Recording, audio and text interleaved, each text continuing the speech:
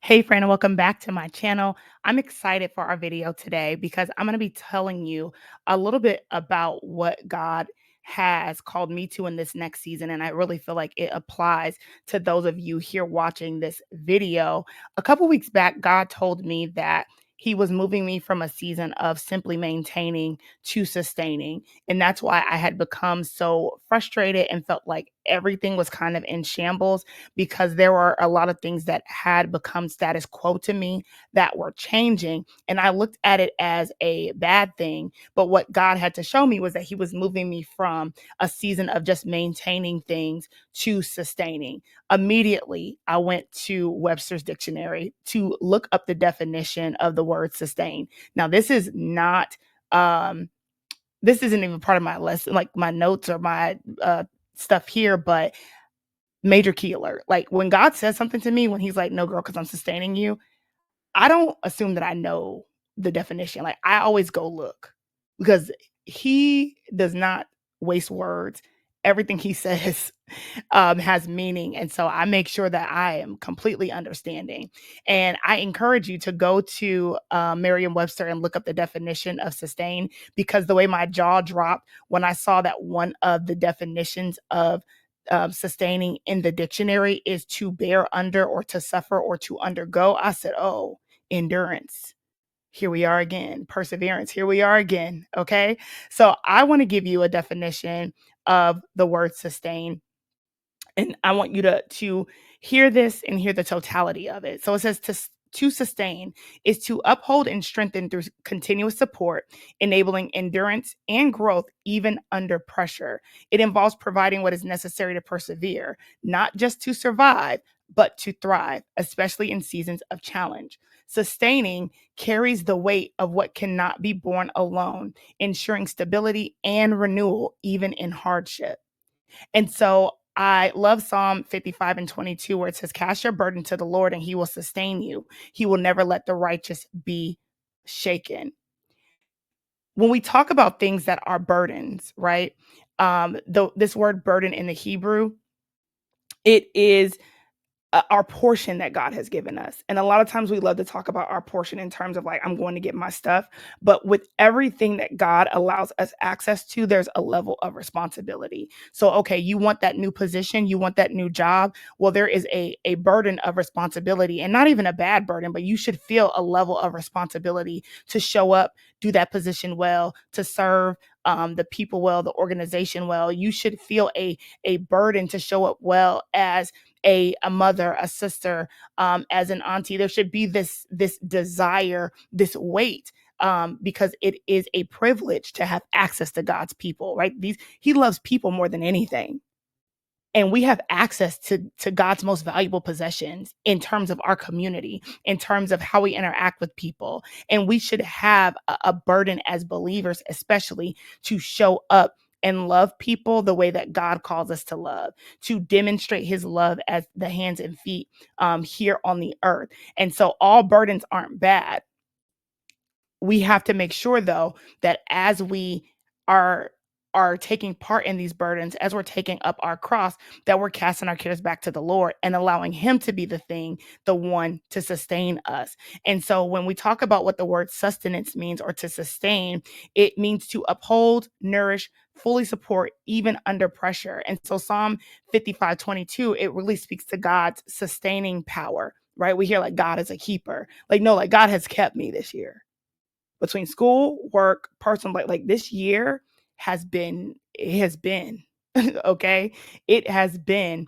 And so God really ensures that we're not shaken up by the challenges of life, even when we suffer, because we understand that the suffering is a part of His ordained purpose for our growth. Suffering is part of the growth plan. And so I want us to know a couple things about how to respond in a season of sustaining. And I really believe that that's where we are. That may be for some people, that season may be a month. For some people, that season may be all 2025. But I think for all of us as believers, we need to make sure that we have sustaining in mind as we look at things, as we um position our mindsets and our perspectives. It needs to be on sustaining, right? Because when you think about things like eternity, which lasts forever, are the actions that I'm taking, is this something that is for me to have a quick fix, or am I allowing God to really change my mind and to commit my actions to him in a way to do the things that are going to live long term? And so I want us to understand that seasons of sustaining or moving to sustaining require suffering. Okay. And we know that God's sustaining power does not mean that we won't suffer, but he gives us the strength to endure it. A lot of times we think deliverance is God removing a circumstance. No, friend. In real endurance, real deliverance is God getting you through the unscathed, right? Changed, but unscathed. More pure, but unscathed. This year I've been real upfront with y'all. Like this year, I dealt with kidney failure. Like literally my organs were failing. God didn't just like he didn't just like, sprinkle a little like no, no, no, that's not how that worked. Now that I'm at the end of the year, like, oh, God kept me. I know him in a new way. I know when I say he's Jehovah Rapha, the Lord God who heals, I know that not just based off of information, but I know that based off of my experience with him. And that's real knowledge. Information without experience is just facts. It's like it's just stuff. But I know God as a healer, and he delivered me through it. It did not go away overnight, but he kept me. He allowed me to sustain. And so I think that it's so important that we understand that.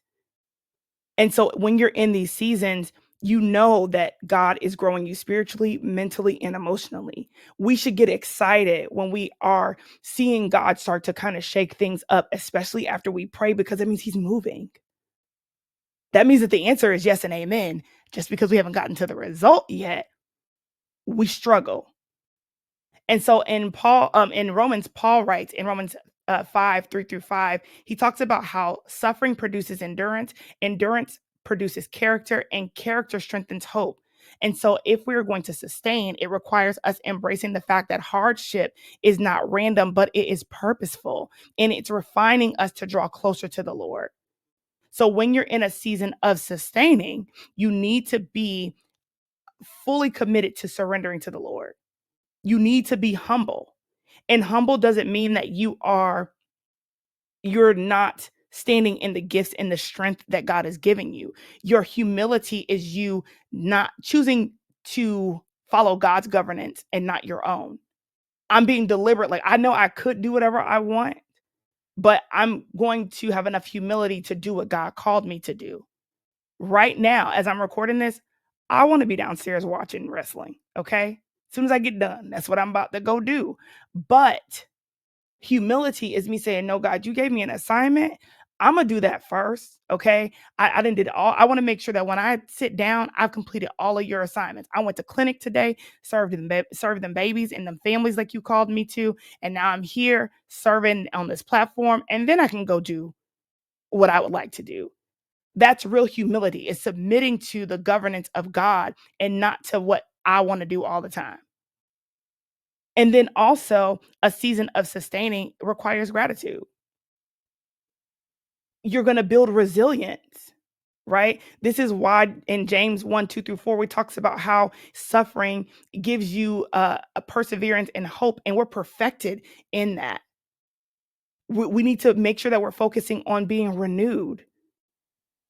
You want to be transformed, but that requires work and it requires change. And then we have to have this eternal perspective. right? Sustenance, things that are sustained, eternity is forever, and that should be our focus. And so we have to make sure that we are preparing for the glory of God, that we are not allowing other things to, the temporal things to really distract us.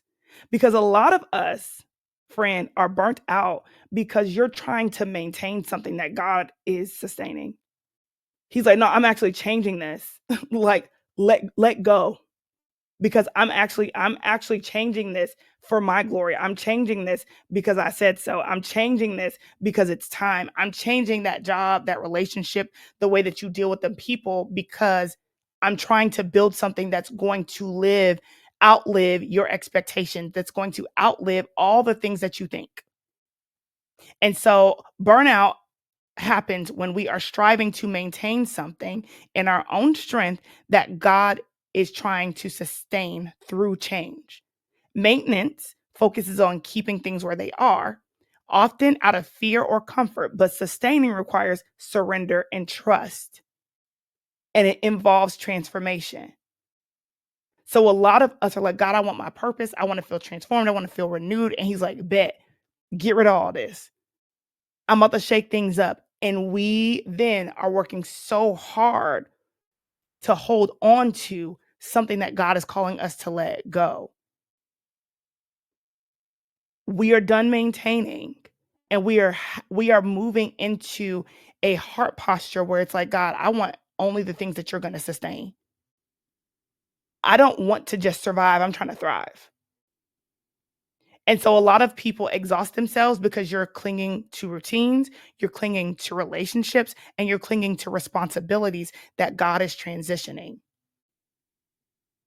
It is okay to leave things. It's okay to change things. God has had to do this plenty of times.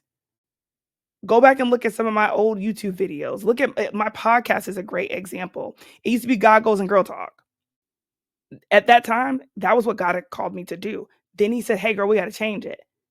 And look at the transition. I see the transition of how He's moved it and continue to refine the purpose in which He wants to use it for. And because of that, it's going to probably outlive me. The videos and the content, the things that He has me doing, probably going to outlive me. It is going to be sustained, right? I'm going on year. The end of this month will be 5 or 6 years of me podcasting. Insane. Insane. But I've allowed even the responsibilities and the offers and the business plans and all of that to be changed and dictated by what the Lord has called me to do so He can sustain it. When God moves from maintenance to sustenance, He is calling us to release control and embrace growth and change that He is bringing. So, trying to maintain what God is shifting leads to frustration, stagnation, and burnout because we are operating outside of His provision. Sustaining, however, invites us to align with God's will, to trust Him, and to uphold and renew what He has purposed. This is why you need humility. This is why you need renewal. This is why these are things that are required when we are in a season of sustaining. Okay. So I'm going to give y'all just some key points so you can go back and reflect on your life. And then I'm gonna give you some reflection questions at the end. Okay. So first, I want you to know that when you are maintaining, your focus is preserving the status quo out of fear or habit. But when you are sustaining, which is God's work in our life, He's building resilience, renewal, and a deeper alignment with His plan. The effort is different. Maintaining, you are in control. Okay, relies heavily on your own personal strength and control. This is why you're tired. Whereas like when you're allowing God to sustain you, it's His provision, His strength, His grace. Maintaining leads to an outcome of temporary survival and often leads to stagnation or burnout. Because anything that you are maintaining outside of the will of God, you have to stay outside of the will of God to keep. And that's dangerous. Whereas the outcome of allowing God to sustain us, there is this long-term endurance and transformation that is aligned with the purpose of God. When your heart posture in maintenance is you just holding on to things, like you're resisting change. Whereas when we are allowing God to sustain us, we're surrendering to his sovereignty, to his plan, and we're allowing God's power to shift us. So when you look at Saul and David, okay, Saul fought to maintain his kingship when God had moved on to David. Saul was trying to maintain, and Saul was in position and had no power. So some of us are in positions, places, on platforms, and the power is gone. Like things are changed. Like you're holding on so tight to the thing, but you're like nothing is working out. It's because we may be looking like Saul. We're trying to do things in our own strength and our own power. We're trying to maintain something that was never ours to begin with. Whereas David endured under God's ordained wilderness season. He allowed God to sustain him in so many different ways. He trusted God to keep him. He trusted God when Saul was chasing after him. He never took anything into his own hands and could have. And even when David stepped out of line, he knew to come right back to the Lord. He knew that even in the change that God had to do, he still sustained him. He still allowed Jesus to be a part of the lineage of David that lives long term. And we have to really understand that we want things to outlive us, right? Like we want eternal implications for the things that we're doing, the places that we're going, the things that we're saying out of our mouth on the day to day, where we invest our time, where we invest our relationship, the jobs that we stay at. All of it matters. And so I want to encourage you that if you are dealing with burnout, to identify if God is moving you to sustaining. And it may not be every single area, right? He may have already shifted this with relationships. He may have shifted this in other things. Or it may be like, no, girl, we got to overhaul. Okay, we got to do that hard reset that we talked about last week. Because even in your mindset, are you just trying to maintain? Are you ready for change? Are you going to allow God to sustain you? So here are some reflection questions for y'all, and then we're going to land the plane. Okay. One, am I clinging to something that God is trying to change? What am I afraid of releasing, and how is that contributing to my burnout? Question two, what burdens am I carrying that I need to cast onto God? How can I release control and trust Him to sustain what He has called me to carry? And we need to be more transparent with God and say, hey, God, I'm having a hard time trusting you with this. Help me, help my unbelief. What things am I struggling to trust and put into your hands, Lord? Oh, okay, because now I understand, like, that's an idol. And why am I dealing with idolatry in this area? Because you are good, and you're not gonna keep anything good from me. You say that in your word. So if you're calling me to release something, it may no longer be good for me. Question 3, am I resisting God's transformation out of fear of discomfort? How can I embrace this season as a refining process, even if it's painful? What I've learned is that now when I'm dealing with trials and tribulations, I feel my feelings because feelings have a place and they have a function, and I have to steward them and not be a slave to them, but I also can't stuff them. Okay, we're gonna talk about that in another video. But I understand that my mindset is now, God, what are you trying to teach me? Like, what are you teaching me in this season where, my health isn't great? What are you teaching me where in a season where I am, dealing with trying to ensure that this platform is all that you've called it to be. Like, what are you teaching me? And if we go into it with God, like, bring me through this with the lessons that you want me to have, versus us like kicking and screaming the whole way, I really feel like we'll be so much better off. We'll have the skills, the tips, the tools, the things, the lessons, and we'll know God in a new way, right? Question 4, what mindset shifts do I need to preserve well? How can I focus on growth and renewal instead of simply surviving? We have to get out of survival mode. We don't make great decisions there. We make desperate decisions. The only time I want to be desperate is when I'm desperate for the Lord. Outside of that, I don't want to make decisions from a desperate place. I don't want to make decisions from a desolate place. I want to make decisions from a place where God has called me to make decisions from. So that way I know with confidence I'm on the path that He's called me to. And then finally, how can I recognize God's sustaining power in this season? What evidence of his provision and strength do I see in my life right now? How, like, God, how have you like, let me run this back for myself so I can be encouraged. And so I just want you to understand that seasons of sustaining are often uncomfortable because they challenge us to let go of control and to trust God in the midst of change. But change is good, friend. Change is good. The good news is that you don't have to do this alone. He said He was going to carry your burdens. If you're feeling burnt out, then that might be a sign that God is trying to give you, like, hey, come here. Stop trying to strive on your own. Stop trying to do this in your own strength. Give me this. Give me this. And you just need to surrender, right? Go read John 15, 1-8, where it talks about how God is a gardener and He will cut back. He will cut and prune things to promote more growth. He will cut and prune things that are already growing to promote more growth. Cutting hurts, but we know that it's for more growth.